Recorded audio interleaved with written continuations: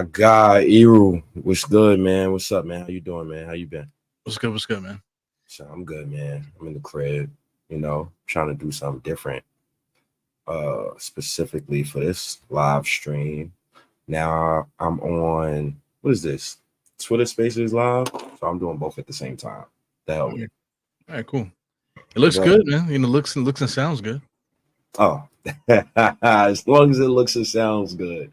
That's all we need. That's all we need, man. How you been though, man? I'm chilling, man. You got me up late today, man. I'm off. I'm off the next 3 days, so I'm good, man. I'm chilling. Oh man, yeah. Thank God you off. I'm not off tomorrow. I'm a little mad at that, but all right, cool, no problem, man. It's whatever. Yeah. But anyways, today on a late night, shouts to the New York Knicks. They gave us some news after a couple of weeks. We signed Landry Shamlet, a guy who shot damn near like 40% from three last season, but we signed him to Exhibit 9 deal. An Exhibit 9 deal is basically a training camp deal. It's a deal that if the guy does not make the team, then his deal would not be all the way guaranteed. But it's kind of different, right? Because when it comes to Exhibit 9, we know he's going to make the team. So even if you trade him by January 10th, his contract is going to be like guaranteed regardless. So how you feel about Landry Shamlet joining the Knicks? We got so many guards. It's like they're like everywhere. It's like, my Lord. It's interesting, man. I see somebody posted something about the Landry Shamit. Matter of fact, you shared it. That's where I first saw it. The Landry Shamit curse. Oh yeah. Yeah. I mean, I look at it differently. Without having to look at it from that angle, I'm looking at it like every team that he's been on has been really good. You know what I'm saying? He was on like 40-something win teams. He was on the 60-something win team, Phoenix team. So he's been on winning teams. And I feel like whenever a team gets him, like when Brooklyn picked him up, he's like, oh, yo, they got Landry Shamit. Oh, they gearing up for the championship.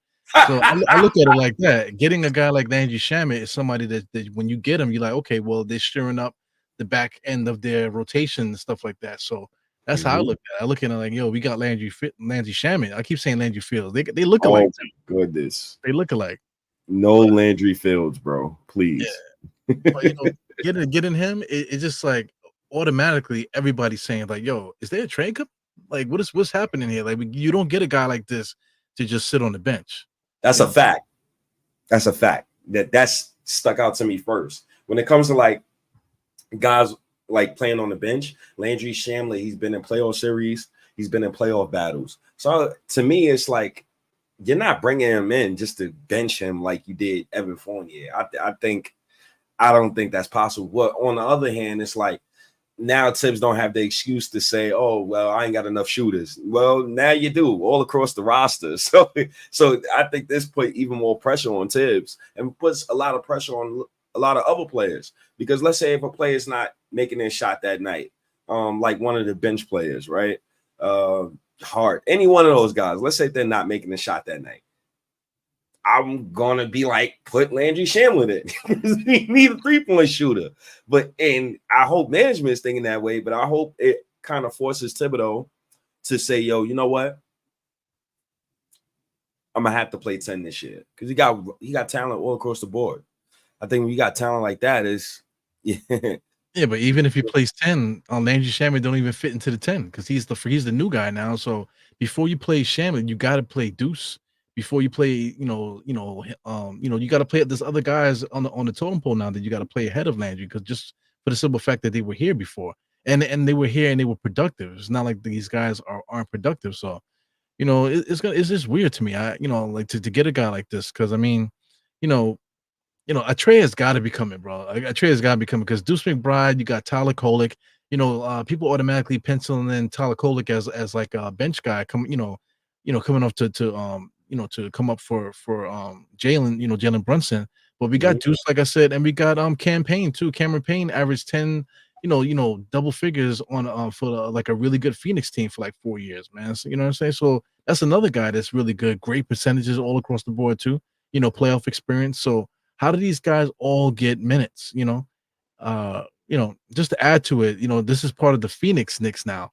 Shamit, you got campaign. You got Malik, Bridges, Mikal Bridges, excuse me. Malik Bridges. Yeah, Malik Bridges. Mikal Bridges. You got Bates Diop too. Bates Diop was also on Phoenix. So you got like a little Phoenix Knicks on the team too.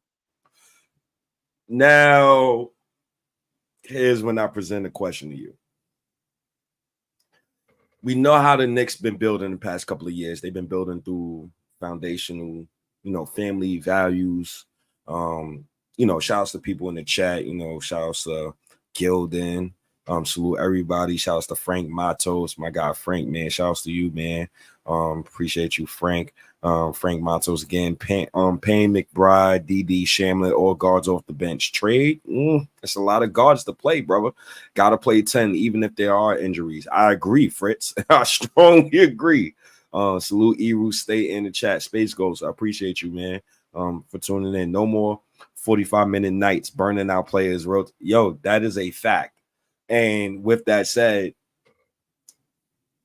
as soon as Landry Shamlet signed, I thought about Mikal Bridges. And then I said, all right, you know what? How much DeAndre Ayton make? Because it's just no way you trying to figure out the players that the Knicks usually are targeting. But now I'm gonna just stick to players who our players on the team formerly played with. Because they're not going to get players that I like. Like it's evident in the past couple of years. That's really kind of evident. They're not going to get players that I like. That's one. Two, I think the family thing, the family values matter a lot. And three, Aiden played with Mikal, so I think why not? Yeah, I thought that was a big point there. Just adding different friends and stuff like that. And DeAndre Ayton literally played with Phoenix for whatever amount of years, and they actually had good success. Just with the simple fact that the Knicks have OG and it worked well with Josh Hart, but now we got Mikal Bridges now. So Mikal Bridges and OG could rock the forwards. In the modern basketball, like you said, add Ayton in there as a true person that can literally score. If you give them the ball, he can score. He can actually make layups and things of that nature. You know what I'm saying? So it does work if we decide to go that route. You know what I'm saying? Family atmosphere. DeAndre Ayton is kind of flaky. That's the only one thing about him. He's he's like overconfident, but doesn't really show you, the production that he talks. He talks a lot of shit, but the production doesn't match with the way he talks. As far as money too, he makes $34 million. You want to talk about money? $34 million for the next 3 years. Each year. Very true. He does make a lot of money. When it comes to DeAndre Ayton trade, even if we trade with Portland, the Knicks is in the first apron, so they would have to match it dollar for dollar on any deal that they do with Portland.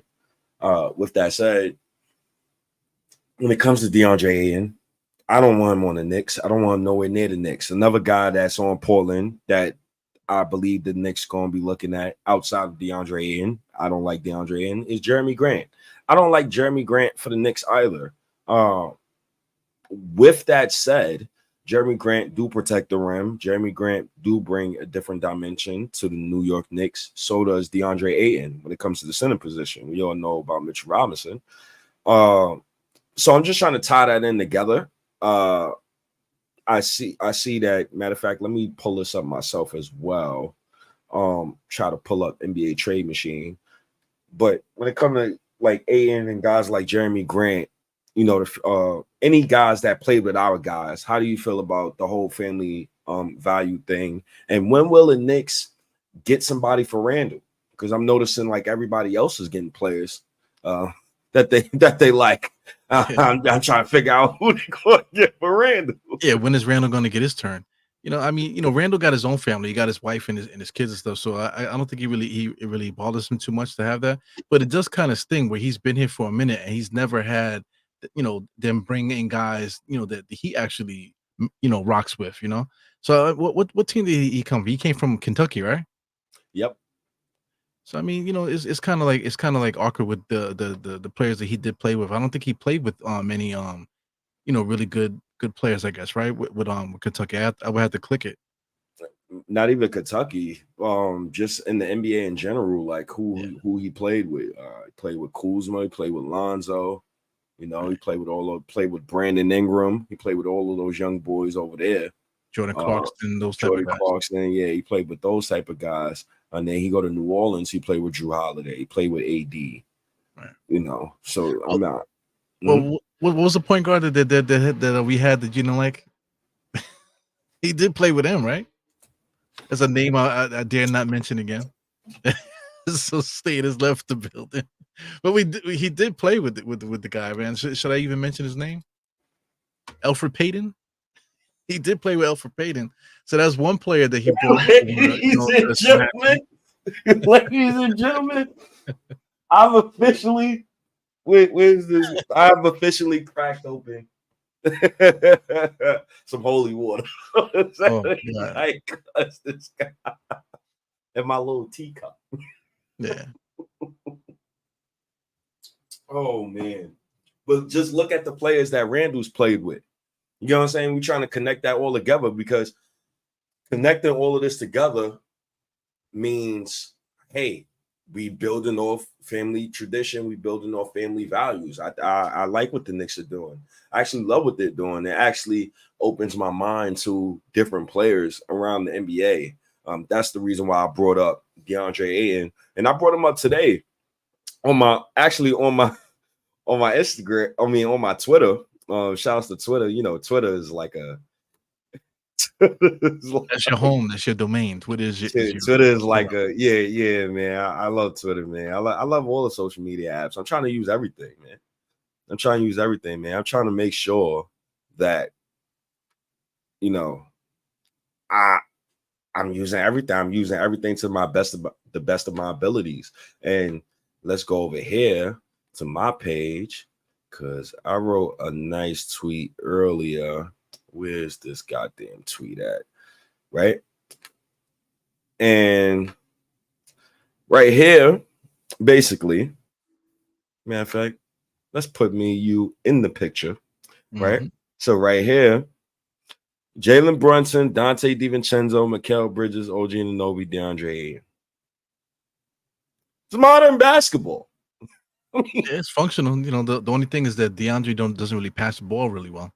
You know, so I mean, the game would just have to be Jalen Brunson doing his thing. You know, I see you got DiVincenzo in the backcourt with him with Mikal Bridges, OG. I mean, it could work. I can see it working logistically on the basketball court. You know, you can come up with a scheme of how that group could work together. Yeah, I mean, it's just a thought. You know, there's other lineups that the Knicks can acquire when it comes to trying to actually like build this roster. But when I was looking at it, I'm like, oh man, I don't mind that lineup. At the same time, do Knicks fans mind that lineup? You know, Knicks fans go out in a tweet, they say, oh man, State, man, hell no, he's soft, this, that, and the third. But then I think about Thibodeau, the big man whisperer. He just made iHeart goddamn $90 million. So, you know, just throwing thoughts out there, man. But, you know, it comes down to skill set too. Like, you know, he actually, you know, could pass the ball. He can move the ball. He could score like around the dotted line, foul line, extended area. He could shoot the jump shot too. He didn't really do that too much with the Knicks, but just, you know, being able to create offense and you know, attack the rim. Kind of Ayton doesn't really necessarily do that. He could do that, you know, but just in the way that, you know, that Hartenstein did it, you know, the way that we did it in a team concept, I'm not sure if Ayton can do it. But like, you know, another side of that is that, you know, Phoenix actually literally won 60 something games with this guy. So he has been involved in a winning situation. So I haven't really watched Phoenix like that. I just know Ayton being super soft, you know, I got pictures of the coach cursing him out. I got the pictures of Mikal Bridges pulling him to the side, trying to talk him down off the ledge, and him all sad and shit. They won 60 plus games, and he's on the side sad and stuff. That's the only pictures I get from the dude, man. But I mean, you know, they did win those games, and he literally played most of them. So it's got to be something to it. He's got to be a good player at least. I really don't know how to call that. Yo, gotta be. When it comes to Ayton for me, honestly, it was the finals, man. it was the finals, man. When I seen a play where like he just wasn't working hard. You get what I'm saying? Like you number one overall pick, you just not working hard. Like it's supposed to be easy and effortless for you. Right. Let me bring this up on the screen here. Where's this man, DeAndre Ayton? Let me try to bring this on the screen to make sure we're both seeing this. But when it come to him, you know, DeAndre Ayton, I think he's very skilled, you know, good basketball player. Last season he averaged 17 and 11, almost 2 assists, a steal per game, which is actually impressive for a center. The 0.8 blocks, I don't like that. You too damn big for that. You too damn big. In his second season, where he actually, I believe he got hurt that season or he was suspended. It was a certain season where, he was either hurt or suspended. I guess he was probably hurt, but in his second season, he averaged a career high 1.5 blocks. So he has the talent and ability to. He doesn't bring it all the time, you know. Yes, that's true. I agree.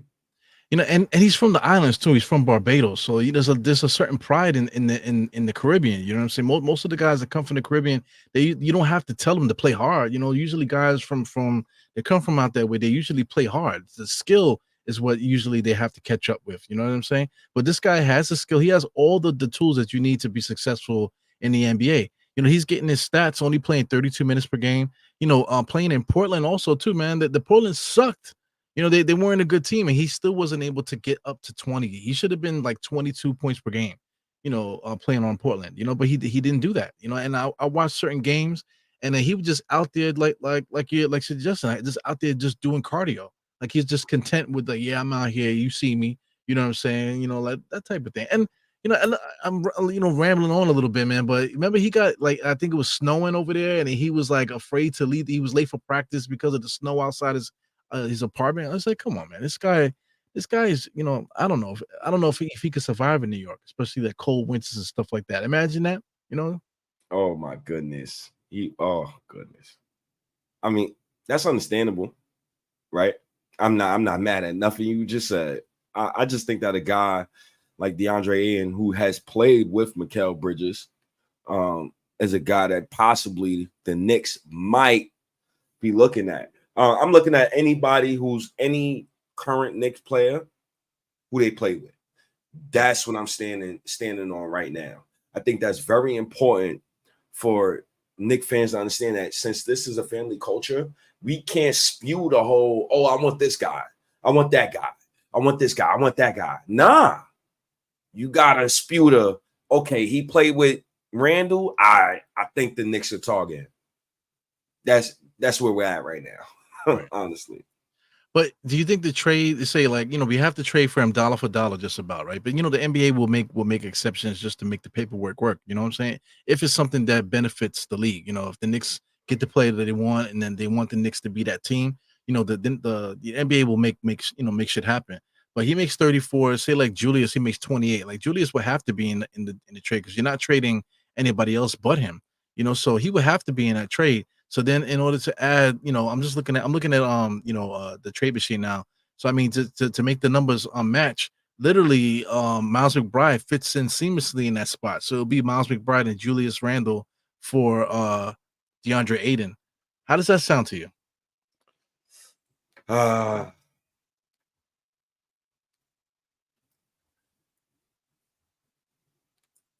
Honestly,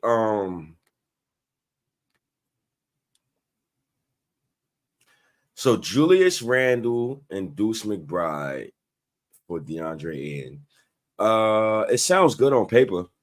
I can't lie to you. It do sound good on paper, but at the same time, I also brought up the NBA trade machine. So let me share the screen right here. Mm-hmm. So we're losing our backup point guard, basically. Let me put Randle. Well, we have replacements. So we had Tyler Kolek and we got Cameron Payne too to fill that spot. So correct. So that's Shamit is also a backup shooting guard also. So you know that's already taken care of. Mm-hmm. So let me me scroll down. Who the hell are we trading again? Portland, all the way down at the end. Portland, yeah. Brain freeze. Come on, all these goddamn gifts. I don't need none of this. Okay, let's scroll down. And $34 million. Trade to the Knicks. The Knicks. Okay.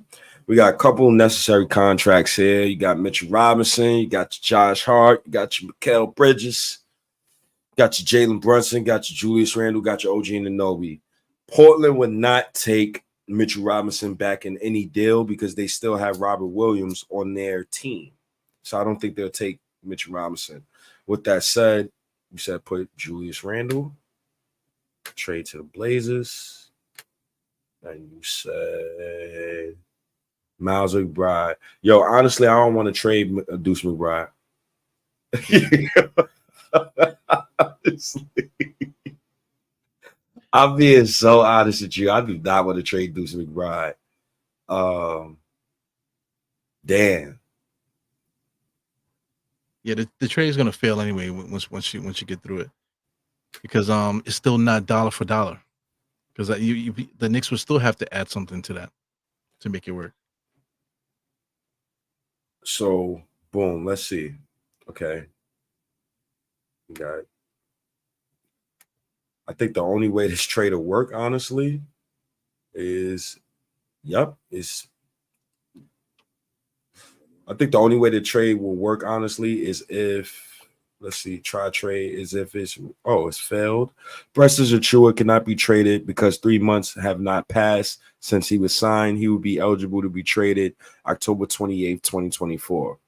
So this trade right here, I think works. Oh, you added Precious to it. Yes, I added Precious and Julius Randle for DeAndre Ayton. Mm-hmm. This trade works. So the reason why the Blazers do this trade, they'll get Randle, they get Precious. They'll probably trade off Randle to the highest bidder, getting off DeAndre Ayton's current contract. I don't know. Honestly, this would have to be a 3-team trade because deep down, I don't see any reason why Portland will want Julius Randle in any deal at all. Like it makes absolutely no sense for them, including knowing the fact that they have Jeremy Grant on the roster still. That's clunky. Right. So, and they're not trying to win either, man. Those guys suck over there, man. Outside of these players, they don't have anybody. Just got a bunch of young guys. Mm-hmm. Oh, they're horrific, man. Yeah. They're horrific. I remember they low. Yeah, like that. Right, they ain't low. They trying to tank, to get like they tank it for that kid from Duke. What's his name? Cooper Flag. Yeah, man. They're trying to raise the flag. Yeah. Listen, man. Cooper's going to be really good. Yeah. I think these young players that's coming in the NBA now within the next few years, I think a lot of them is going to be really great. You could tell by the way they move. Like I was watching a kid earlier named AJ Dumbuster. I can't really think of his name. Like I can't say his last name correctly.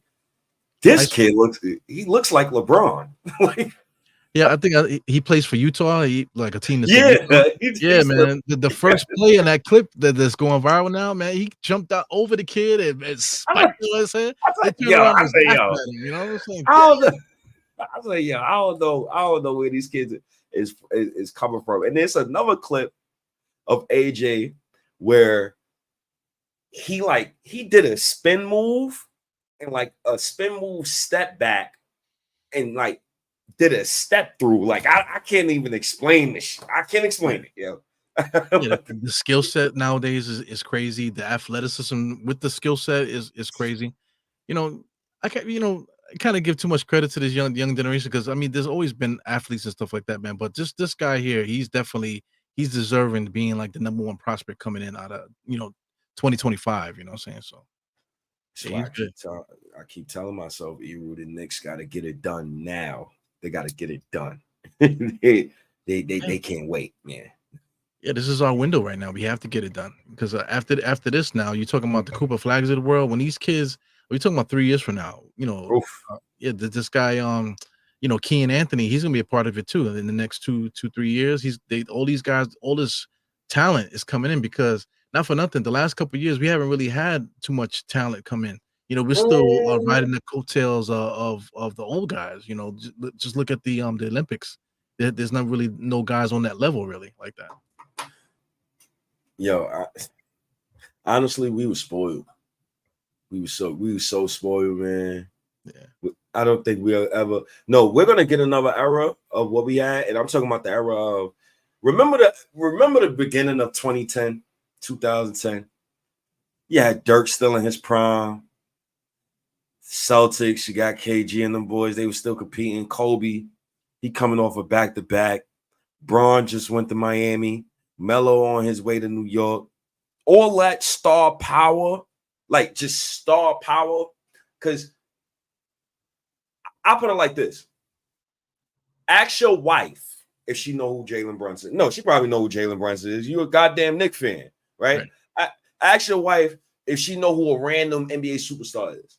I'm gonna ask my girl, I'm gonna ask her, hey, do you know who this guy is? If she don't know who that man is, I don't think you're a superstar like that. Not yet. Yeah, that's true, man. A lot of the stars at that time, they all were household names, you know what I'm saying?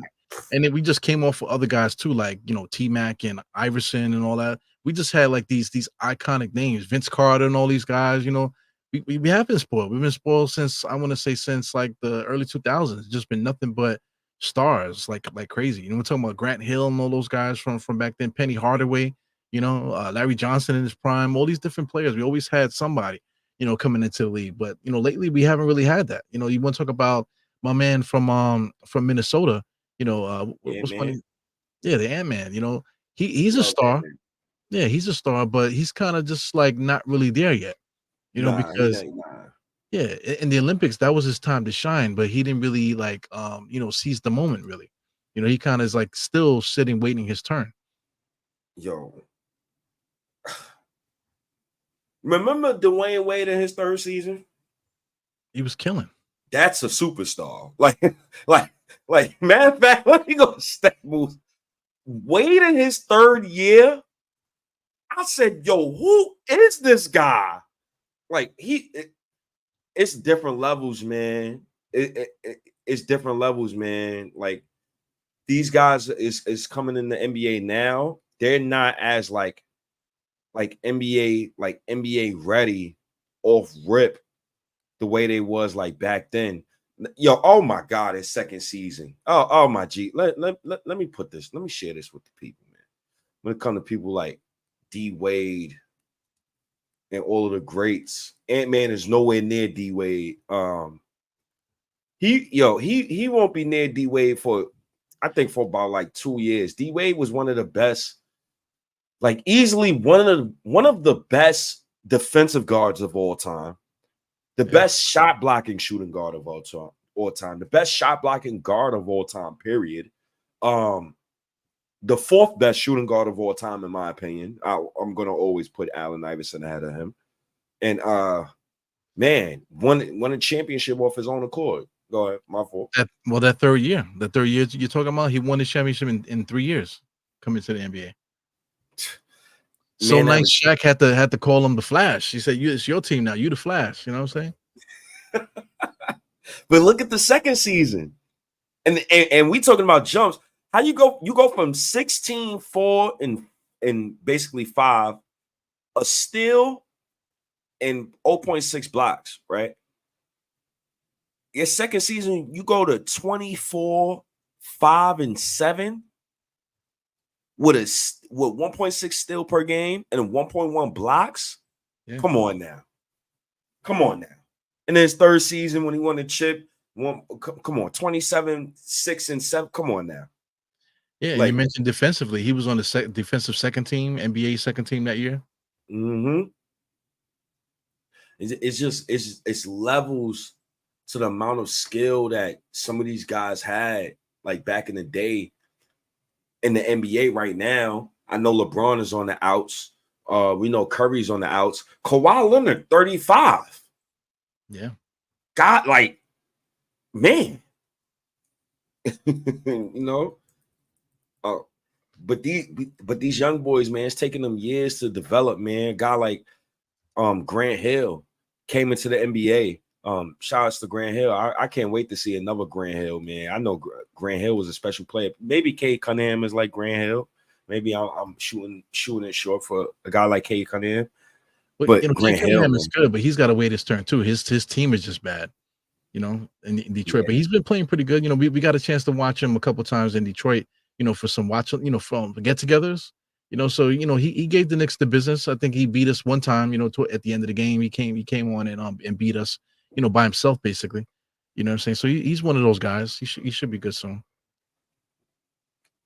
Grant Hill.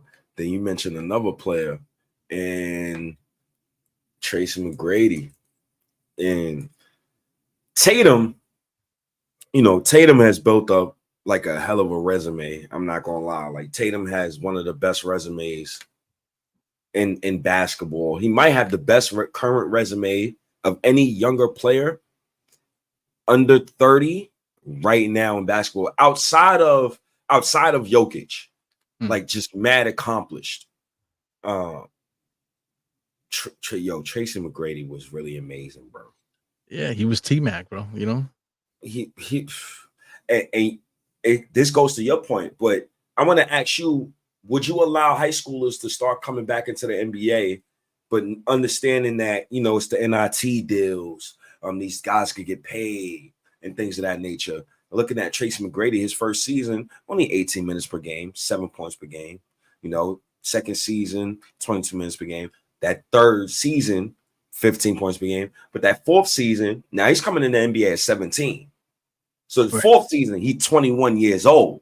He was Donovan Mitchell's age, basically, when Donovan came into the NBA, right? Donovan came out averaging 20. But, is there ever going to be like another guy like T-Mac? Tracy McGrady ain't T-Mac. And when I say like T-Mac, I'm talking about in China, in the hood, barbershops, right? That type of stigma. I don't know, man. It's generational. I think at the time, at T-Max when he came into the NBA, like you just look at the different players that came in during that time. It was just a different breed of player. You're talking about Marburys, you're talking about the Ray Allens and all that. All these guys are cut from a different cloth, just a different era. And plus and then they came off of Jordan too, off the strength of Jordan. You know what I'm saying? So that everybody wanted to be like Mike. So that was the player that everybody was driven for. So everybody played with that Michael Jordan, on a chip on his shoulder kind of thing. So everybody came into the league like that. Nowadays, I don't know if you want to blame, some of these major stars, but I feel like kids are coming into the league like, oh, I'm here. I could dunk between the legs, or I could shoot threes, but they're not really coming with that killer, instinct, because not for nothing, how great LeBron James is. LeBron James don't really play with a killer instinct too much. He plays really smart, and whatever. He can really like especially with the Olympics, he can really drive a team to play better. You know what I'm saying? Leadership wise, but himself, he doesn't really have that real hard killer instinct. And I think like this generation plays like that. They got all the skills, they can do everything that all the great players can do, but they just don't have that hard drive. You know what I'm saying, coming in, I think. Nah, they don't. I don't know. I think they do. I think they do have that drive. I think it's how can I say? They grew up different, right? Yeah. Like a lot of those other NBA players, man, they came from impoverished neighborhoods. Like these dudes is growing up poor. These dudes is growing up with they basketball courts got glass on the court. Like these kids is growing up, man. A lot of their families very wealthy, right? When I say wealthy, I could, middle class, lower class. I'm just saying that the hell with it. Everybody wealthy, right? As long as you're making some type of chicken, right?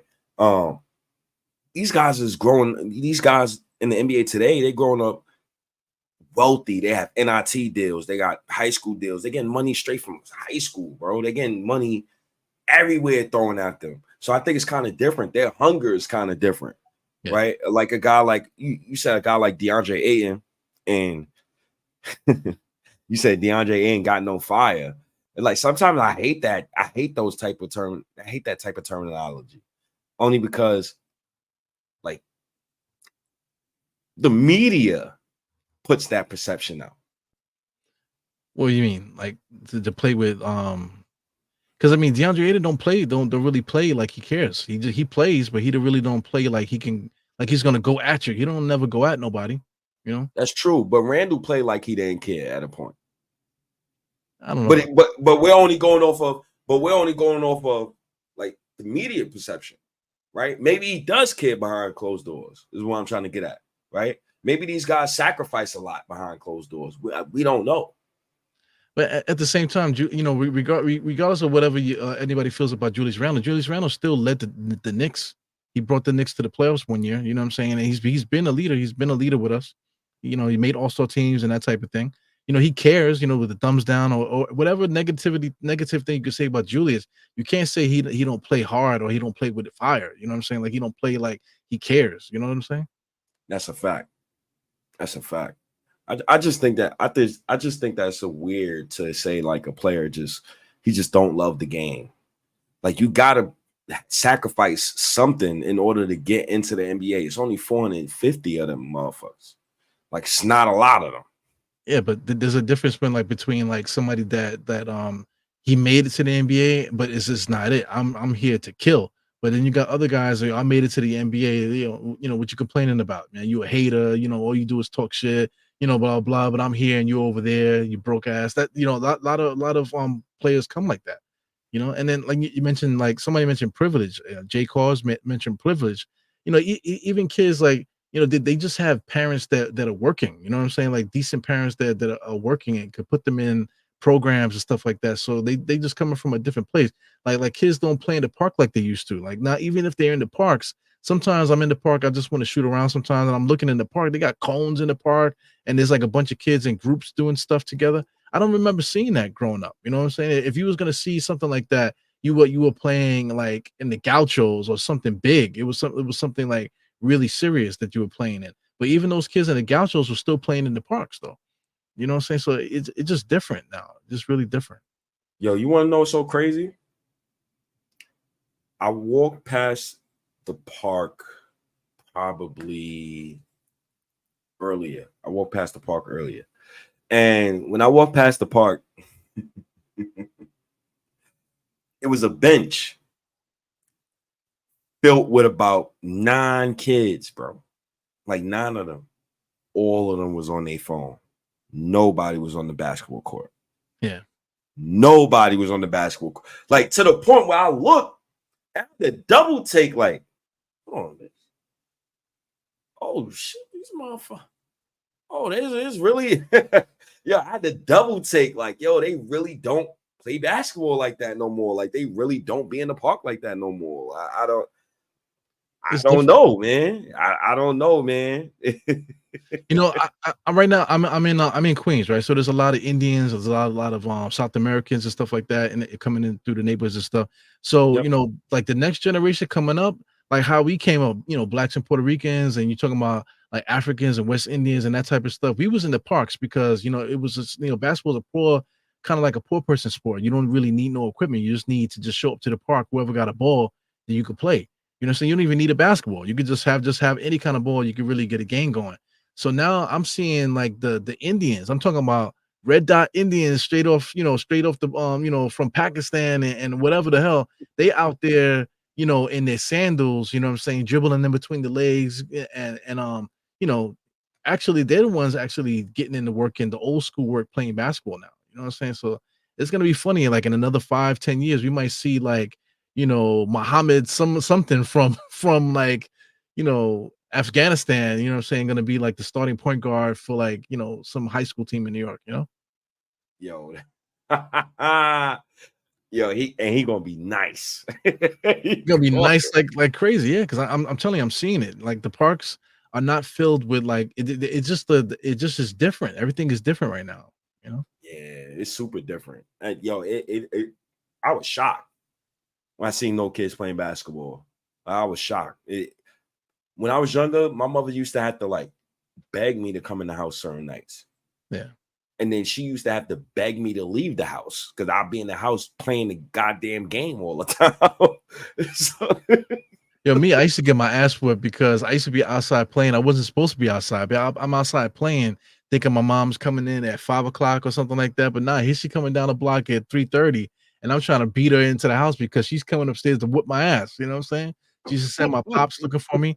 But I used to be on the block. We had a hoop on the block. We used to play ball on the block. So I used to just be out there hooping, because like you just had to play. Even guys that really couldn't play, it's like you could like I felt like everybody could play just enough to get a good game going. You know what I'm saying? I feel like everybody was playing back in the days. yeah, I played. I was, and I was, I didn't have no left. I'm gonna be honest with you. No left. My left was Gerber. Like my left was so bad because that's why being a point guard, I know it's man hard. I know it's man hard. Like trying to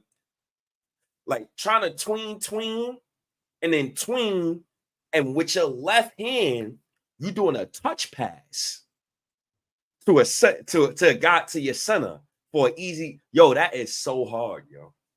Yeah, but how did guys get better back in the days? They didn't go to they didn't look for a trainer. There was no trainers and nothing like that. You just went to the park and you just dribbled into and made stuff happen. That's why like some of the like you can look at all these point guards that came from New York. I'm just speaking from New York specifically. Is that like you can see the creativity from each player. Like say from Harlem, who's the best ball handler in Harlem ever, man? You talking about Sham God, right? Sham God, Ali Mo. One Yeah, of those two. yeah, so they had like a certain style. They actually play similar to each other. You know what I'm saying? The style of dribbling. You want to talk about Queens, you got Kenny Smith, but really Kenny Anderson. Kenny Anderson is like the GOAT in Queens as far as ball handling. He always kept the ball close to him, spin moves and stuff like that. So, you know, yo, how nice was Kenny Anderson, man? he And was yo, one of the I'm greatest. sick of his name, man. And dudes, and everybody who say his name, because I got an OG at work. Kenny Anderson, yo. And he from Queens. He like, yo, Yeah, like his Kenny eyes. Anderson. Kenny Anderson was nice. Kenny Anderson is literally like probably like top 3 greatest high school basketball players of all time. He was that good, in high school. And actually, his school Malloy is like in the neighborhood. So I live right near Malloy. So I mean, you had to be there really to really understand it. But I mean, you could look at clips and seeing him in college and what he did to Bobby Hurley with the behind the back dribbling and stuff like the spin moves, and no look passes. And he was right here at he lived right there in Left Rack. So it was in the streets. You would see Kenny Anderson. Kenny Smith, I don't remember because he's a little older than Kenny Anderson. But Kenny Anderson, I remember him, because he's like a little older than me. So I remember him, he was just the person to look up to. Him and Rod Strickland and those guys, they were the guys to look up to.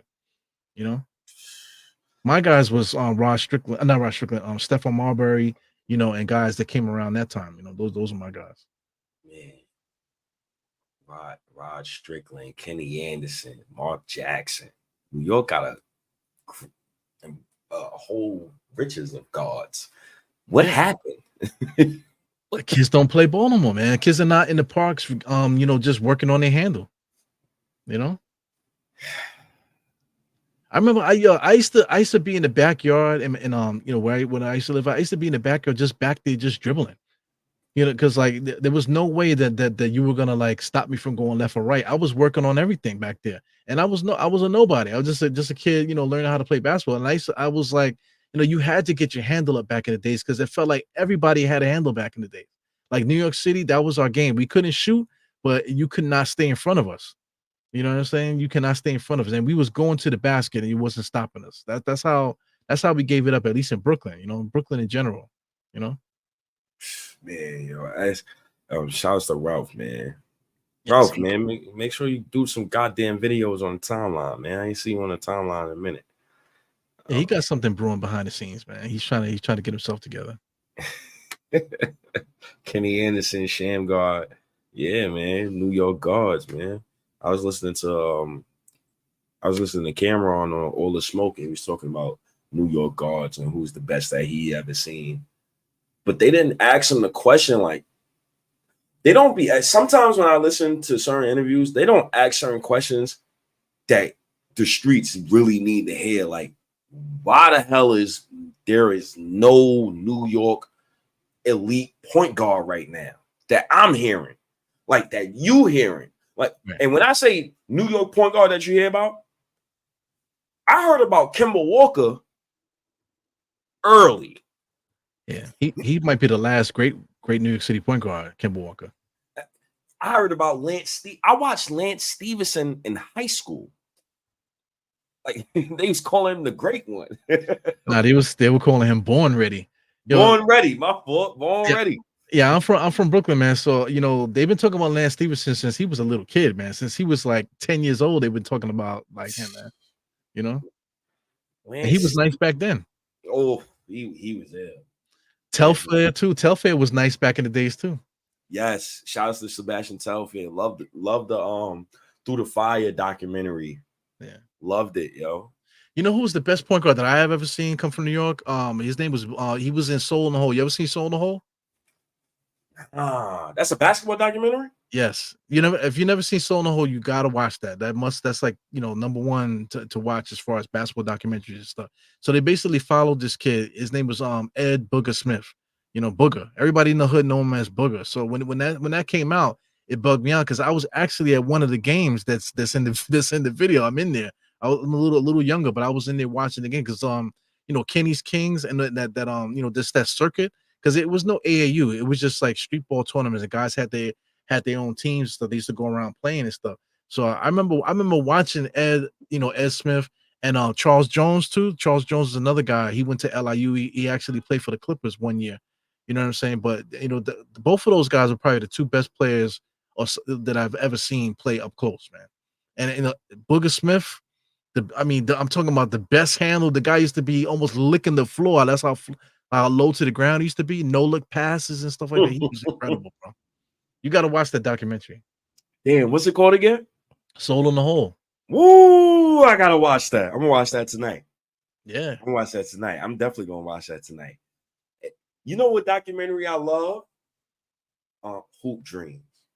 Well, if you like Hoop Dreams, you really gonna like and that's the one with the two young boys with the single mother. They were showing yo, man. I love that movie, man. I love that movie, man. It brings me back, yo. It brings me back like when I was younger. And you got the big TV with the black cable box with the red letters, right. with the legal cable. My mama wasn't paying for cable. I'm tired. Yeah. my pops used to give her money, and she'll pay for it here and there. She used to take his money, have the illegal cable on, and then go get groceries with that money, and then just buy her nails or something like that. She'll make sure she'll put food in the bread and all that. Yeah. But she wasn't paying cable though. Yeah, we didn't have no cable, man. We was just like, you were lucky if you get like a new channel, but just by clicking the channels and shit like that, you'd be lucky. Adjust the antennas. Like, oh shit, look, we got HBO for like a week or something like that. You know? Yeah, hell yeah. Hell yeah, man. Woo, those are good times, man. I think ESPN was on channel like 30. Yeah, it was still on 28. It was only one ESPN though at that time. Right. It wasn't no ESPN 2. That's crazy, man. And also too, that was the time when they literally just talked about basketball. They talked about sports. Now it's talking heads and everybody's talking shit, and they got all these different shows and everybody's just yelling. Everybody. That's the thing. That's the culture, though, man. Everybody's just trying to be. Hey, look at me. I'm gonna say some wild shit. That I think that's just the culture all around, man. Even what we're doing right now, people got podcasts all over the place. Everybody's somewhere talking shit, and I just think that's what it is. Everybody's just like, it's just a content era. Even like. If you're doing something, it's still a content kind of era. You're doing it for content, not really for the game, the love of the game, really.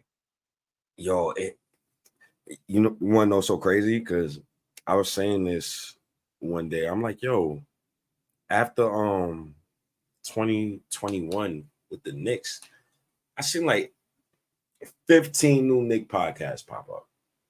I'm like, damn. guess the Knicks is hot right now.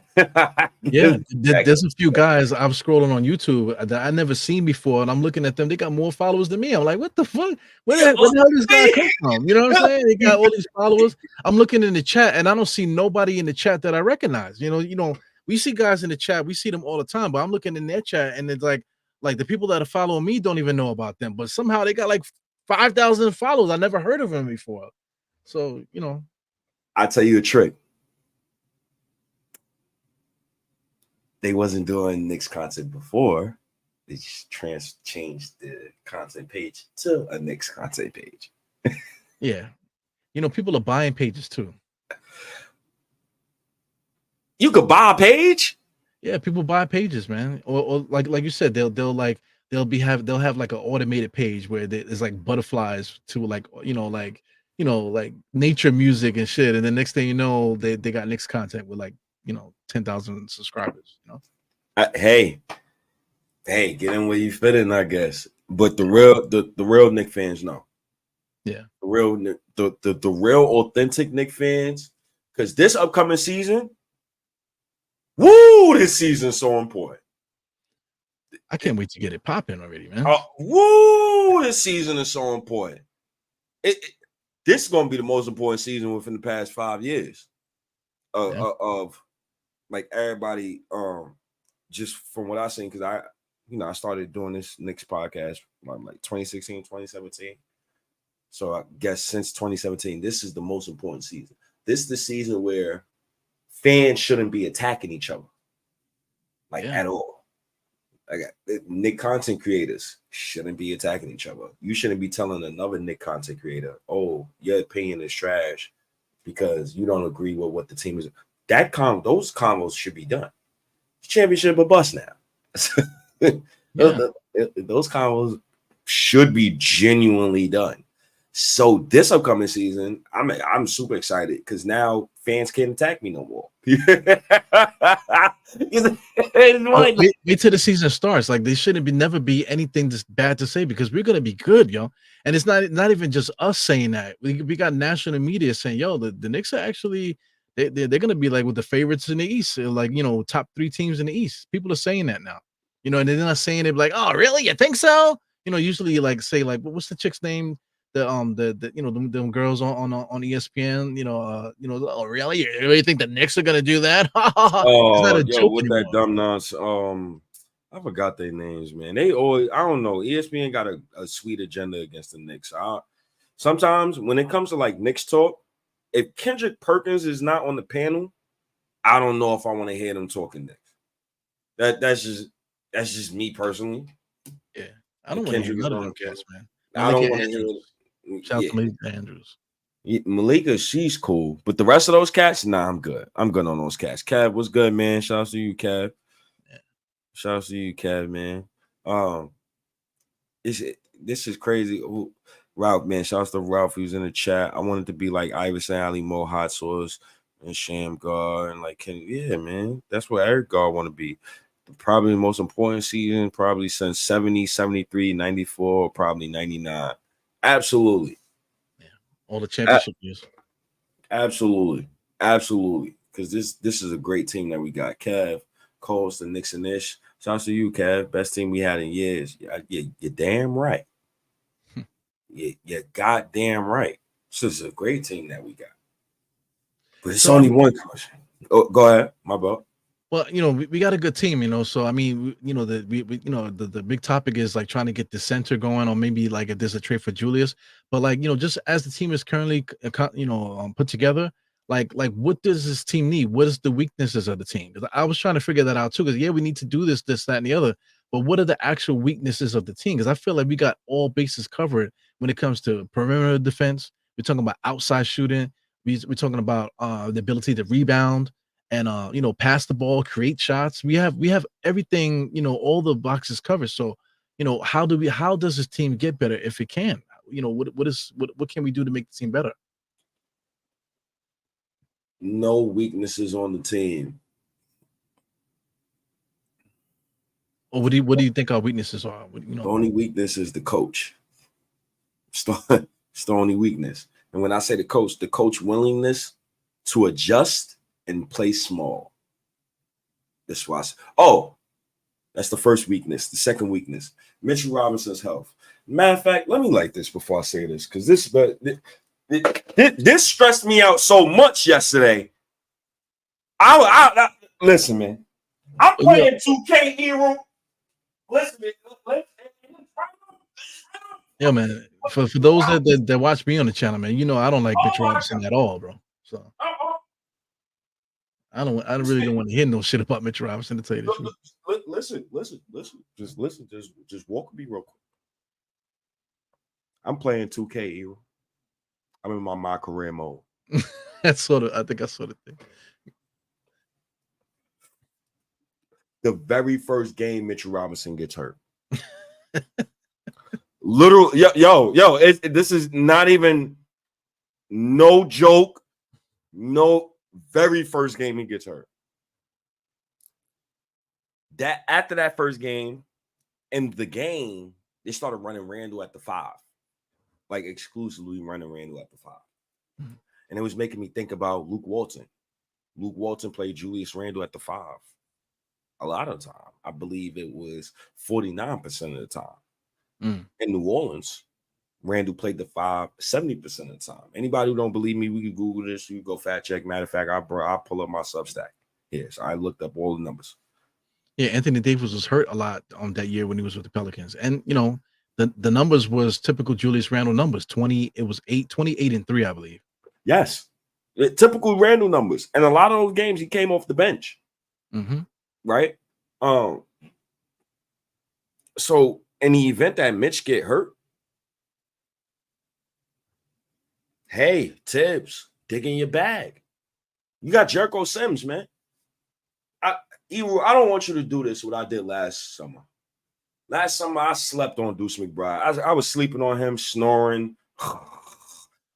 Good night. After the Quickly trade, yo, he blossomed, bro. He blossomed, bro. He blossomed into a 3-and-D point guard. Bobby Jackson.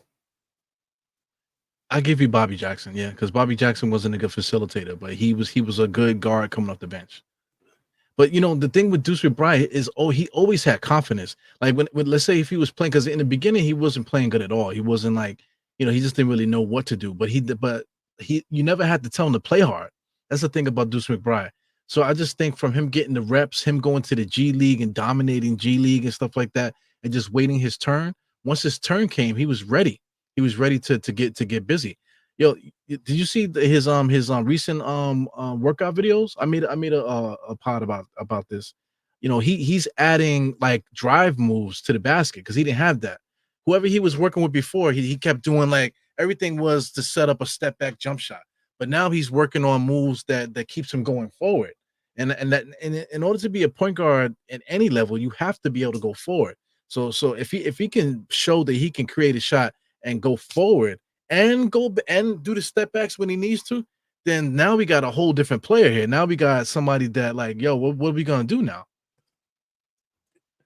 But what's his trade value like? Because I'm being greedy. I'm being greedy. Listen, man, nobody on this whole Villanova thing. I love what the Knicks are doing. Nobody's off the table for me for that, because the next trade is going to be for that guy. It ain't going to be for no regular Mikal Bridges. Nah, it's going to be for the whole shebang.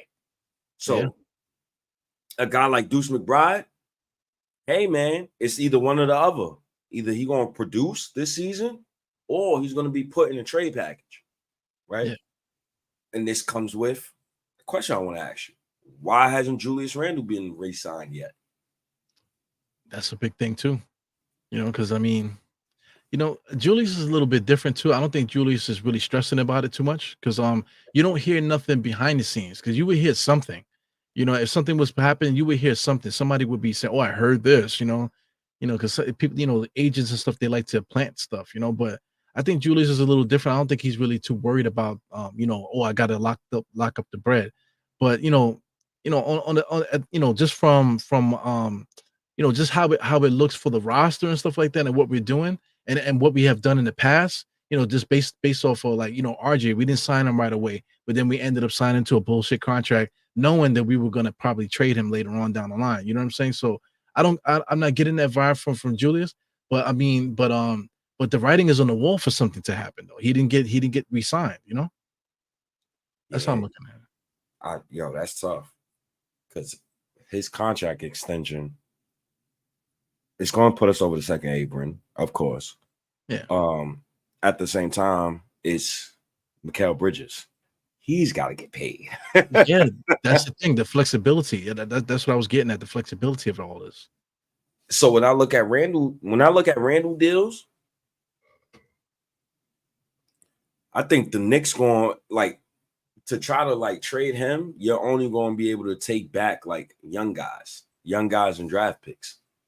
Like Right. that's the only way you're going to move off him. You're going to have to trade him to a team that has a surplus of young guys that want to add a guy who's already established on their team. And we have a team that's already established that probably don't need that player and we don't want to go over the second apron. Right. So the only team that I see that happening with is Houston. It's the only team. He's from there too, so that I see what you're getting at. But they do have, they have a young guy, and they have some people that they can. I mean, I'm right there with you, man. Right there with you. Not for nothing too. The Knicks already have like replacements or like options on the roster currently. Without if you was to like go the opposite way, let's say like if when we was talking about DeAndre Ayton in the beginning, let's say if we did that trade, we still got guys that can fill in. Like this guy Chume Oki, whatever his name is, Okuke, whatever his name is. Yeah, he could be a backup power forward, and then we got the other kid, what's his name? Yeah, Bates Diop is on the roster still. You got Precious. Precious could start, So we got guys on the roster that could fill in if something that was to happen. But I'm right there with you with the Houston thing, man. I'm gonna pull up their roster now. Houston got a couple of young guys, couple of young contracts that the Knicks can deal with. When it comes to like trading Julius Randle. So let me go back to the trade machine. This time I'm going to use the ESPN trade machine, which I wanted to use last time because I think the NBA trade machine is easier. So let me add this share screen right here. So now we have the NBA trade machine. Mm-hmm. Let's put New York. Let's put Houston. Where the hell is Houston? I know I'm not bugging. I don't see no guy. I'm bugging? Oh, is there something? Yeah, I'm bugging. All right. Julius Randle right there. Boom. So now the Rockets, they have $28 million. We have to keep in mind, we have to be mindful for the fact that the Knicks currently, they have to trade anything dollar for dollar. So you have to match the deal. So off rip, when I'm looking. I want Sun Gun, bro. So if we can get Sun Gun off that roster, damn, son. But I don't know if you get teams though. He only makes 5. I don't know, man. It's funny because I wrote a Substack on that about Sengun. Like Sengun is probably the perfect fit for Thomas Thibodeau. Yeah, he is so skilled. The issue with Sengun is it's not even an issue. So it's a couple things. When it comes to Jabari Smith Jr., when he started at center, the Rockets went on a win streak. Right. So that's worth noting. Like they can play without Sengun. It's also noted that Jalen Green plays better without Sengun. Like significantly better. A guy like Sengun, oh my goodness. If the Knicks could they could pull off a Sengun trade, but I don't think that's possible. So looking down here, Sengun only makes $5 million goddamn dollars. So any trade with Randle and Sengun, they'll have to start with Sengun and Dylan Brooks. Yeah. Right. I don't think the Rockets will do that. I don't think they owner is that stupid. You got to be stupid as hell in order to offer the Knicks a trade like that. I think a trade with the Rockets would be Dylan Brooks and a guy like Jabari Smith Jr. for Julius Randle. You probably add in something else. You don't add in Deuce McBride because the Rockets got a surplus of guards. Mind you, we have Landry Shamlet. He's on Exhibit 9. So it depends on what the Knicks want to do here. But this is what the trade will be centered around. Jabari Smith Jr. and Dylan Brooks. Right? That's a great deal. I think it's a great deal for both sides. It depends on how Houston looks this year, how Sengun looks with the rest of those guys. Because you got to play Amen Thompson. Like he has to play. Don't forget about Terry Easton too, man. He got to play. Yeah. Shepherd got to play. That's your third overall pick. So back-to-back third overall picks got to play. Sengun might be the odd man out. Well, I'm looking at Sengun and Dylan Brooks for Julius. That works also. But Houston Rockets already have replacements for Dylan Brooks, and they got center prospects too. They got Jock Landale. He's there on the roster still too. They have what's they have in here? They got Steven Adams coming back also. So they have guys that can fill in the spots there. I don't think Leon can pull this off, man. I'll be honest with you. That would be crazy, man. That man. It works. It's so successful on the NBA trade machine. It's funny. It's funny because for both teams, like hindsight, if you're just looking at this from afar, you would think, oh, it's saying the Knicks use the taxpayer mid-level exemption or the non-taxpayer biannual exemption to sign free agent. Therefore, Landry Shamlet. So if Landry Shamlet deal wasn't on NBA trade machine, this trade would go through. Whew. If the Knicks could pull this off. Oh my goodness. Yeah, man. The writing is there. Something could happen if he really wanted it to. Something could happen. It can. Shout out to Sully, man. And I still say your name wrong. My fault, man. Yeah, Cully. Yeah, Cully, man. I call Sengun Sun Gun. I've been calling him Sun Gun forever, man. You know what I'm saying? Sun Gun. That's the ghetto way. Yeah, Sun Gun. Yeah, your name is Sun Gun, fam. Until you prove it, your name is Sengun. You know what I'm saying? That's the ghetto way, man. But that's a team that we'll look at him. I was listening to Zach Lowe pod like the other day. He had Bobby Marks on there, and they was running through like a lot of hypothetical trades that the Knicks could do. I hated every single option. Said Clippers, hell no, they got nothing I want. They said Utah, I'm not dealing with Danny Ainge. Dealing with him was like dealing with the devil. Yeah, fuck that guy, man. Fuck Danny Ainge. It's been fuck Danny Ainge since he came into the league, man. When he was with Boston and when he went to other teams, fuck Danny Ainge. I'm not dealing with him, man. So, and then it was another team that they named, but those was basically the teams.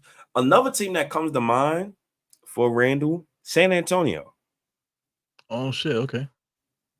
No, but unless they giving me Devin Vassell back. See, that's why it's a conundrum every time. But then Stephen Castle is gonna have to show up, right? Because remember they got Chris Paul, so it's like a domino effect this year. Like a lot of things gotta play in our favor. Yeah, with certain trades that happen. I can see Julius Randle, and I can see him going to San Antonio. I can see Dallas too as another team. They have nothing I want. Yeah, Dallas don't have nothing in it. They have trades that could work, but they have nothing that I want. I like the Houston trade because I'm looking at it now. Because we mentioned in the beginning with DeAndre Ayton at center. Even before that, we was talking about Cat. In the trade for Cat for Julius. You know what I'm saying? So like a center makes sense. Getting a center that's high usage center makes sense for the Knicks because we just simply have guys that can fill in spots already.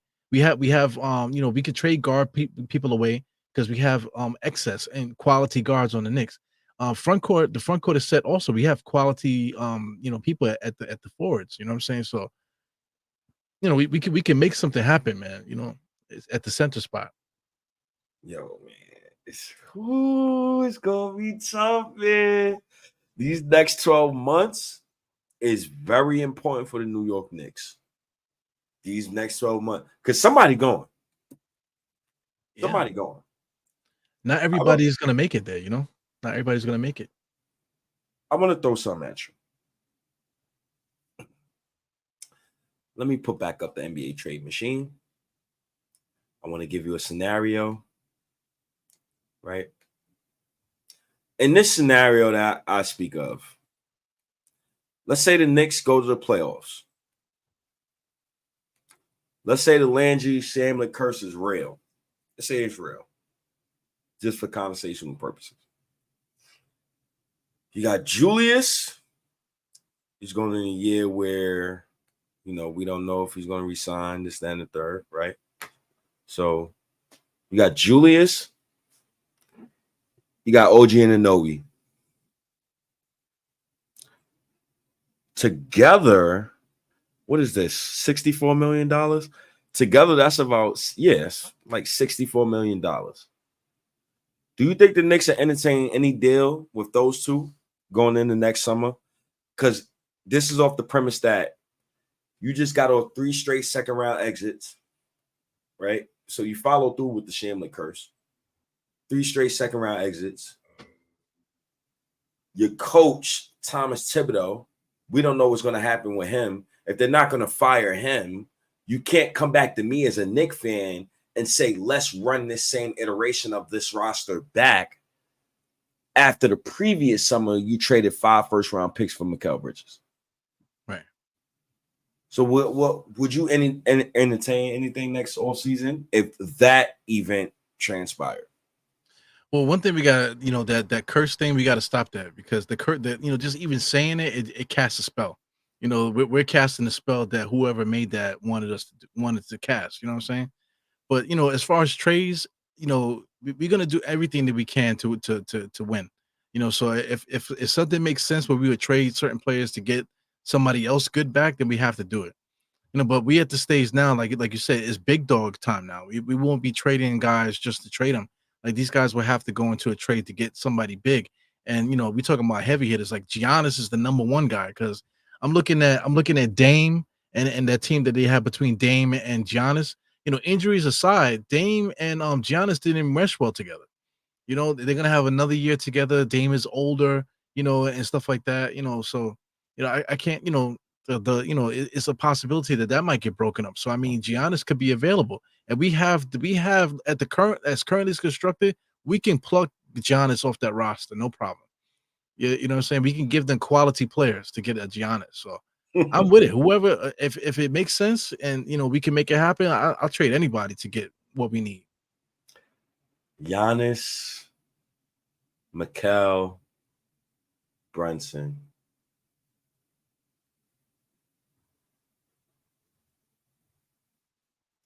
I need a better starting shooting guard before I could buy into that. I can't buy into that right now. Well, better than who? Better than DiVincenzo? Yes. I love Dante. I love Dante. He plays really good defense. That is a good 4, though. Giannis, Mikal, Dante, and Brunson. It's just Dante. It's not scary enough for me. It's not scary enough for me. It's not. You know what I'm saying? Like, it's not enough. Yeah. Well, we still have excess talent though. So let's say if we was to get Giannis, we make the money work. We get Giannis by trading away certain players, right? So, what player would you want to add to that if you can have it your way to make it the way that you want it?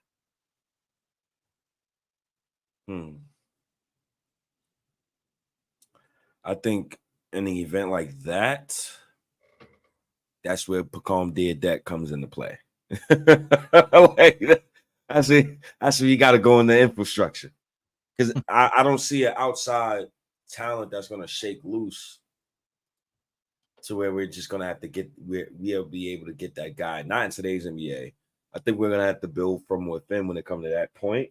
So then Pacom did that. That's when he becomes important, right? He's only 18 though. He's like just turning 18. He's really young, you know. We'll see. I mean, We'll you can't see. really bank on him to do anything now or No, next this year. is You know? not. This is not a now thing. This is a next year. He averages 8 points, That shoots would be about good. 37% from three, 46% from the field, but we play him, right? He's getting his little 15 minutes per game. But that's where your infrastructure shows. That's how dynasties are built, honestly. Your infrastructure has to be so good, man. That even in the event of a trade or you lose something, your infrastructure is good enough the way you can still win a championship, a la Golden State. Man, fuck Golden State, man.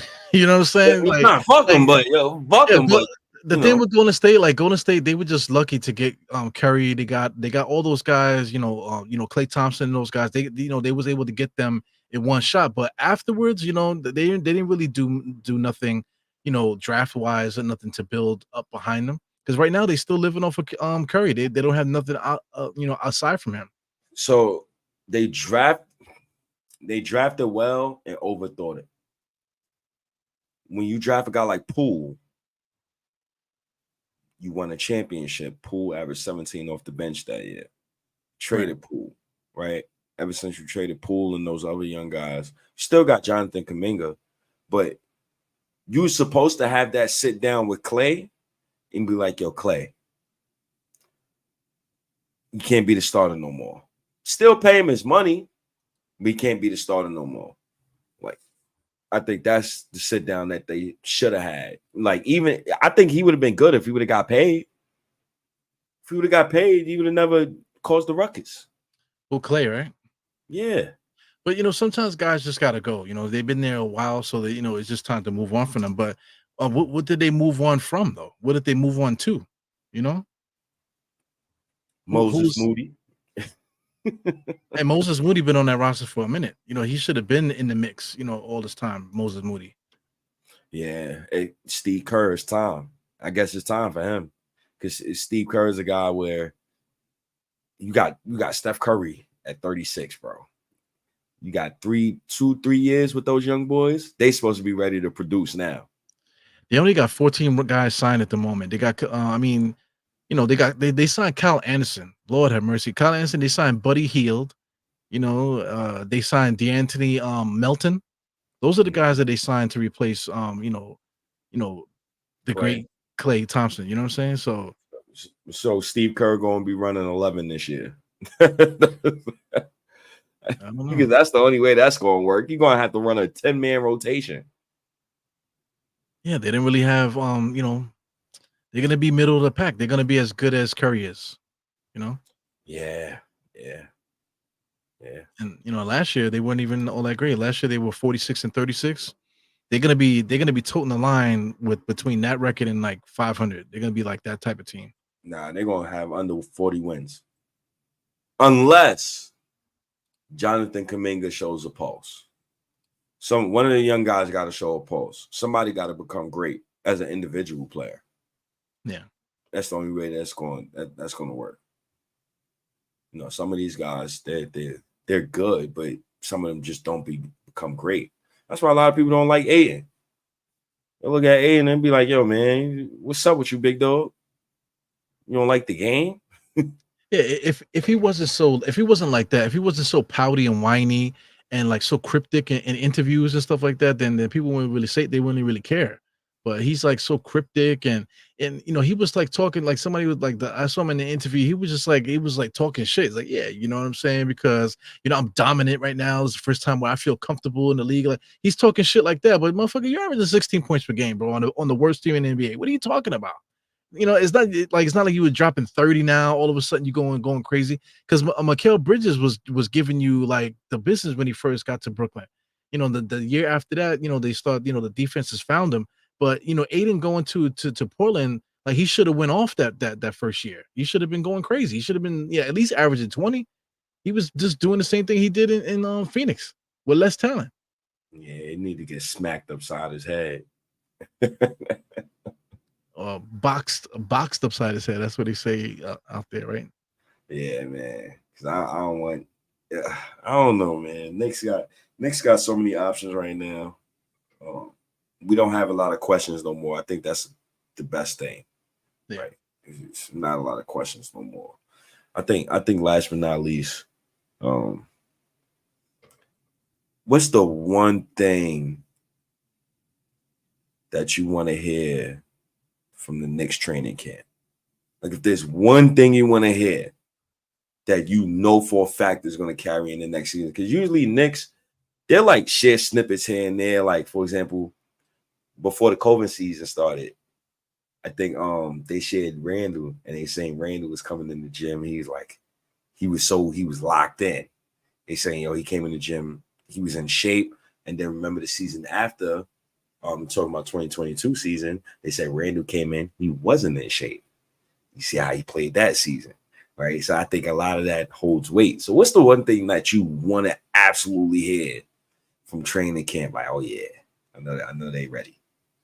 Well, when Derrick Rose was here, the second time, they asked him the same question. What do you think about what's happening? And he was thoroughly impressed by the way how everybody was prepared for the season.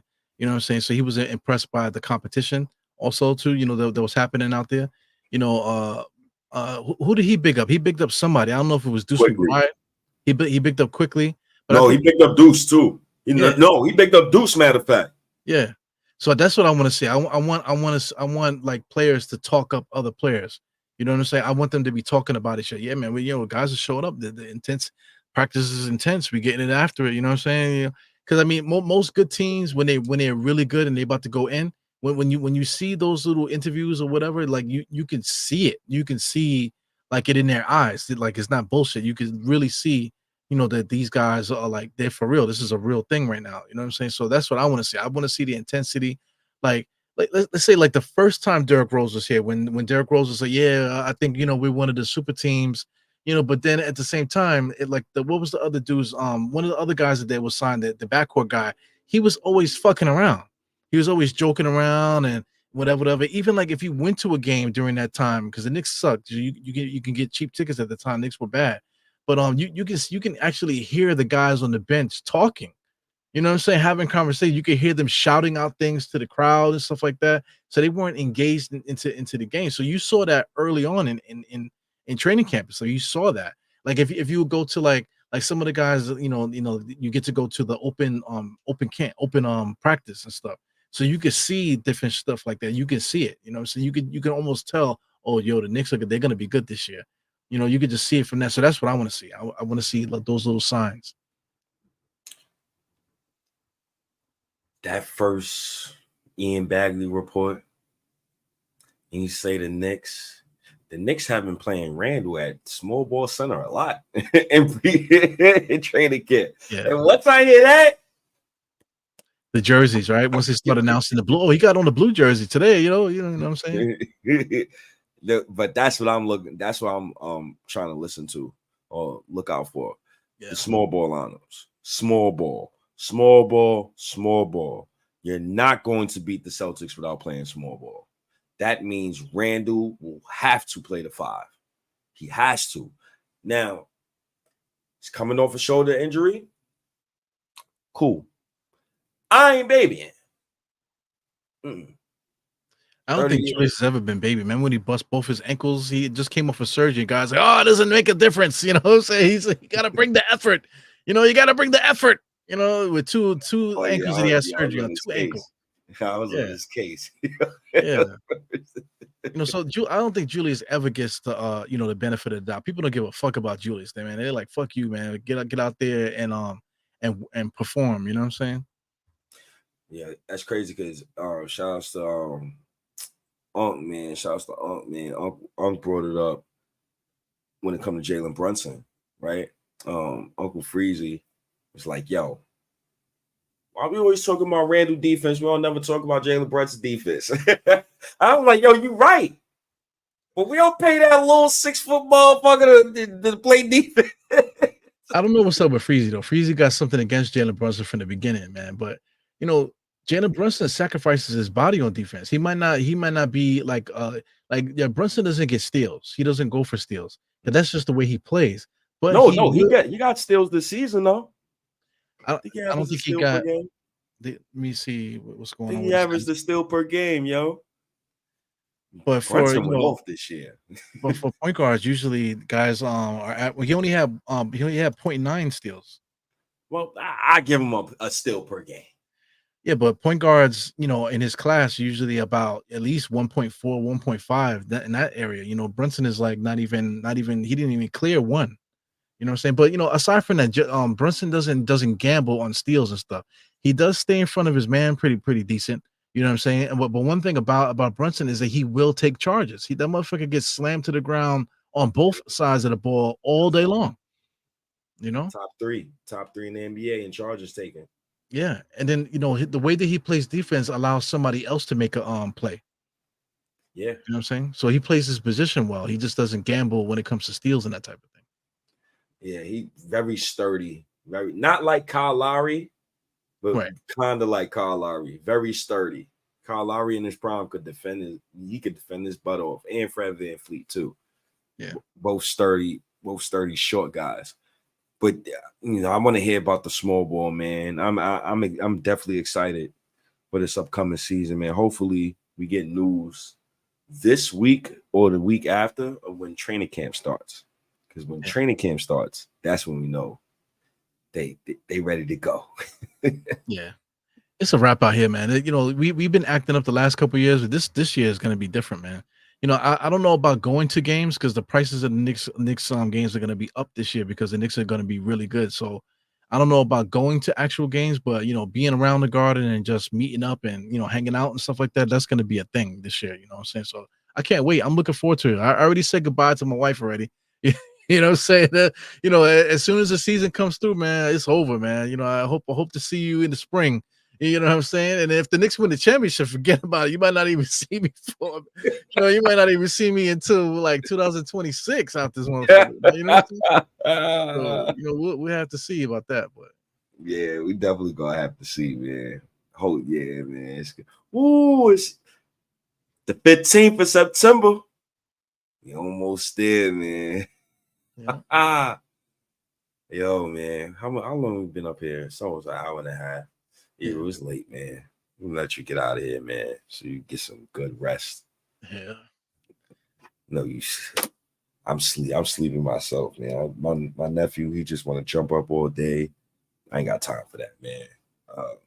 I'm never tired, bro. I'm never tired. I think I'm getting old now that I don't even feel tired anymore. I sleep. I sleep when my body say, all right, that's it. And then I take a nap. That's what I do. I just be taking long naps. I don't even sleep no more, man. Long naps. That's like 2-hour naps. Yeah, like 30 minutes here, 30 minutes there. If I can squeeze in 90 minutes, it'll be good. Maybe 3 to 4 hours at night, maybe. Yeah, said maybe. I'll be damned if I get 3-4 hours of sleep. I don't know how you sleep, man, because like between just doing this pods, you doing YouTube pods, you're doing Twitter spaces, you're doing what's the Substacks articles, you're doing like and you still have time to play 2K and all this other stuff, man, and traveling back and forth between the liquor store where you live at and stuff like that. It's a lot of stuff you're doing, man. Just trying to keep myself busy, man. You just gotta keep working, man. Gotta just work hard. People respect when you work hard. I don't think people don't really respect when you don't work hard. I noticed that. Yeah. So hopefully if they see the effort, hopefully they keep showing the love. Yeah, man, but they showing love to a lot of people that ain't showing no effort, man. So that's a whole nother story right there. Oh my goodness. I don't. I'm just tired of the bullshit, man. You know what I'm saying? Like the last year and stuff, especially with the stuff that's happening with we talked about it before with Morning Brew and all this other stuff, and it's just other people like everybody's clicking up and people fighting each other and there's stuff behind the scenes happening. Man, I don't give a fuck about that shit because I didn't get into the shit to be fighting people. I got into this because I love the Knicks. You know, like how me and you connected. We connected through the internet. Next thing you know, it's been years now. We've been doing this and shit. You know, I got to share different moments with you. We talk about certain things. You know, I get to, you know, I just get to touch you. You know what I'm saying? We could be like, okay, well, we're friends now. Shit. Shout out to Cully and Kev. I met all these guys in person where we're like we see each other. It's like love. You know what I'm saying? It's like I did not get into this to be fighting people because I got people in my life that I cut off already that I don't want to have nothing to do with. So why would I lead, now get into this and have to deal with that bullshit, man? It's about the Knicks, and it's about like you said, like all the arguing and stuff. Now it's go time, man. Championship talk, man. We should be in it together now. That's all that matters at this time right now. So that's why I would love to just keep it like that. Keep it, keep the energy in that direction. Yeah, for sure. Hopefully it stays there in that direction. Hopefully somebody won't tell me I'm a fake fan this year. You got to nip that shit in the bud, man. You know what I'm saying? Like, you want to talk about that, man? Guess what? Boop, you out of here. You know what I'm saying? Kick him out the chat or whatever. Because I mean, those days are over, man. I don't want to hear that bullshit, man. You know what I'm saying? People are fucking haters, bro. People will be hating. Like, how could you hate on something that ain't nobody making no money on? Ain't none of us are making no fucking money. You know what I'm saying? The only person that's really making anything is freaking CP and Knicks Fan TV. Those are the only guys making money. Nobody else is making no bread. You know what I'm saying? So why are we fighting over shit that ain't nobody making no bread? Ain't nobody making no money. And we're not even talking about millions of dollars. We just talking about a couple thousand. People ain't making generational money off this shit. So why the fuck are we sitting here wasting our time arguing about dumb stuff to expose takes and all that, man? Fuck you, bro. You know what I'm saying? Let's get back to these Knicks. I just don't want to fucking hear that bullshit, man. Yeah, it's funny because I try to run a post game space like after every game. Right. This summer, and I count it. I got it all on my phone. What I do, Eru? I've been documenting whenever somebody do something stupid that I didn't like, I got it in my phone in my notes. I haven't lost this phone all year. Like, I haven't changed my number all year. So whenever I get kicked out of a space by having a different opinion than somebody else, I documented it. I got kicked out of over 11 spaces this summer that I didn't host. Right. This year during post game, oh yeah, I'm just straight booing you. If you trying to over talk, you trying to don't talk about Thibodeau and this that, I'm gonna boot you because I don't want to hear that. I only want to hear objective, good basketball talk, good dialogue. I don't want to hear I'm a bigger fan than you are. Oh, you're not a good fan as me and this that and the third. And then like I disagree with somebody like on Twitter or something, and then the dude will be like, "Oh, you just saying that because you want to sell merch, motherfucker." I've been doing this shit with no merch, motherfucker. I don't care. And what kind of sucker shit is that if we be counting somebody's pockets about what they selling on merch and stuff? Like, man, get the fuck out of here, man. Another dude, he gonna be like, "Oh, go what he said? Oh, go write another Substack." Nigga, what you provided for Knicks fans? That like it's stuff like that. I'm not going through this year. Like, yeah, you see me on the timeline. You see, I don't argue with people on the timeline no more. Yeah, I made a comment. I made a comment about the ladies of Knicks Twitter, man. There's a lot of beautiful women in Knicks Twitter. I was just joking around and stuff like that, man. But we sitting there arguing, and you talk about, oh, you just doing it because of merch, man. You get zero pussy, fam. You get nothing. You know what I'm saying? And then all these women that love the Knicks is your opportunity to mix and mingle and really but instead of like doing that, you know what I'm saying? And maybe like try to meet people and maybe possibly find somebody, that you could spend time with or whatever. No, you want to spend your time just being like a fucking lame, being a fucking sucker, just like you know what I'm saying? You get no ass, you got no girls. You know what I'm saying? All you do is live to fucking argue with State about stuff. State is living his life. Steve is getting pussy. You know what I'm saying? Go get yourself some fucking pussy or something, man. What the fuck is this shit all day arguing about dumb shit or trying to like or expose this person, all this, that, and the other, man? Fuck that bullshit, man. I'm tired. I'm just tired of seeing it. I'm tired. That's why I can't get with the Twitter Spaces, and that's why I don't really invite nobody to the channel like that no more. Only MBK. I'm not inviting nobody to the channel because I just don't want no receipts of assholes that I interviewed, and then later on down the line I got this guy on my fucking timeline, that with his picture on my timeline, and saying that I talked with him, but meanwhile he's a fucking asshole. Yeah, I don't want no connections with that. I don't want that in my space because I took 8 weeks off this summer because of the goofy shit, man. I'm over it.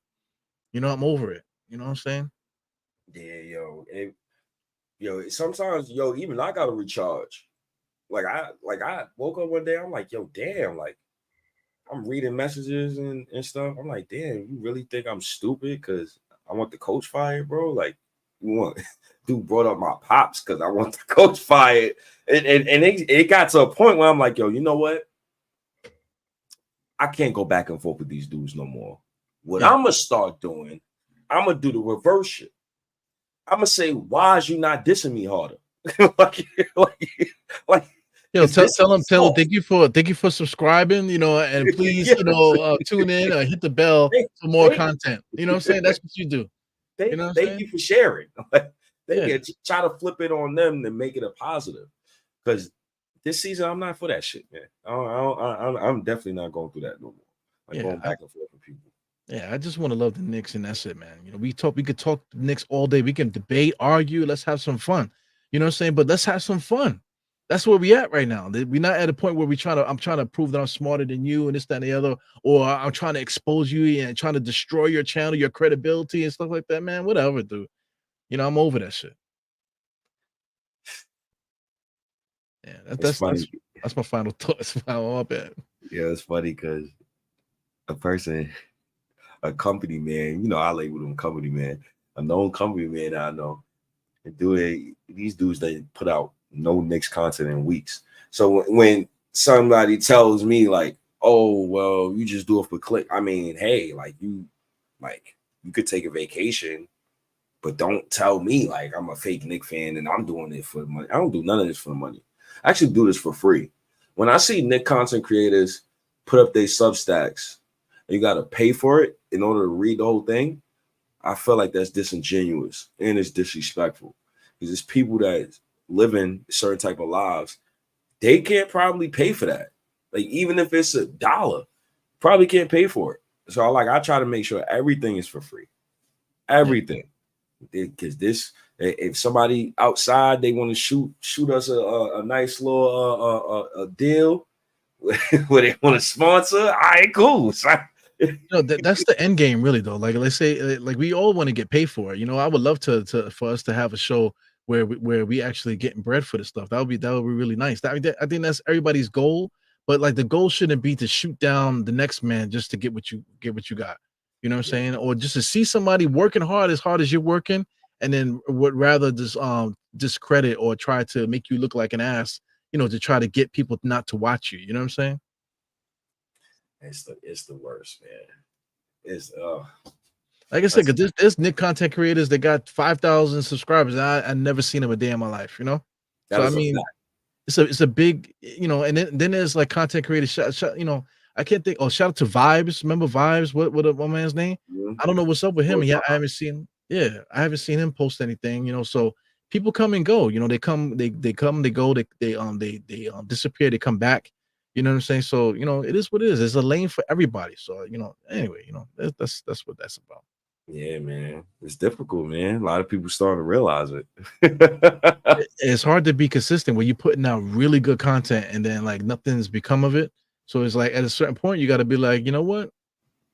Maybe I can do something else now with my time. That's true. There's a difference between a diehard and a passerby. That is a fact. Yes. If I try to put my heart and soul into everything that we do and we try to put out.